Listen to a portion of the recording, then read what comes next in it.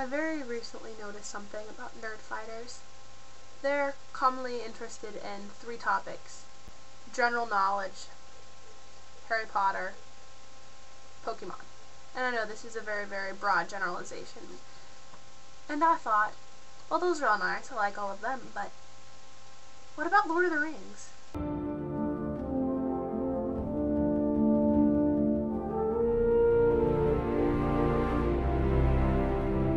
So I think they're pretty much the most amazing book/movie series ever, and definitely the best book to movie making ever.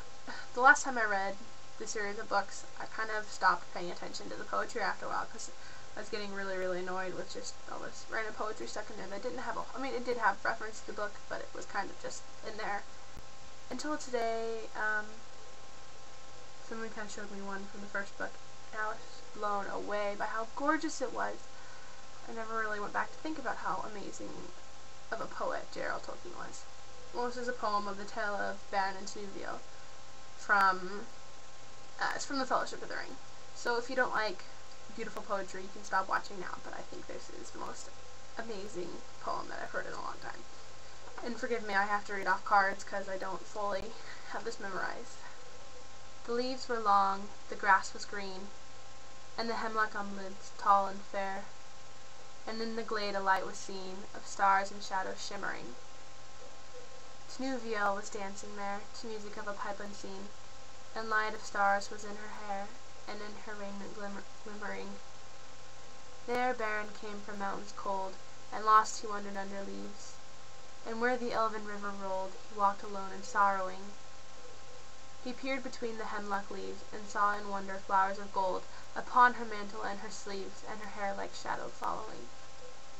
Enchantment healed his weary feet, that over hills were doomed to run, and forth he hastened, strong and fleet, and grasped at moonbeams glistening. Through woven woods and elven home, she lightly fled on dancing feet, and left him lonely still to roam, and in the silent forest listening. He heard there off the flying sound, of feet as light as linden leaves, or music welling underground, in hidden hollows quavering. Now withered lay the hemlock sheaves, and one by one, with sighing sound, where spring felled the beechen leaves, in the wintry woodland wavering. He sought her ever, wandering far.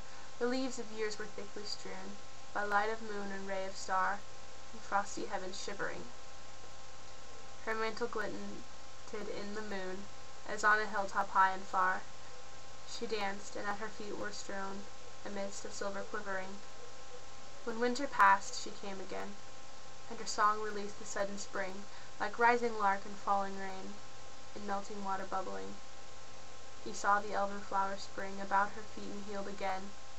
He longed by her to dance and sing upon the grass and troubling. Again she fled, but swift he came. Tinuviel! Tinuviel! He called her by her elvish name, and there she halted, listening. A moment stood she, and a spell his voice laid on her. Beren came, and doom fell on Tinuviel, that in his arms lay glistening. As Beren looked into her eyes, within the shadow of her hair, the trembling starlight of the skies, he saw their marriage shimmering. Tinuviel, the elven fair, immortal maiden elven wise, about him cast her shadowy hair, and arms like silver glimmering. Long was the way that fate them bore, o'er stony mountains cold and grey, through halls of iron and darkling door, and woods of nightshade marrowless. The sundering seas between them lay, and yet at last they met once more, and long ago they passed away in the forest singing sorrowless. So kudos to Cody for pointing that out to me.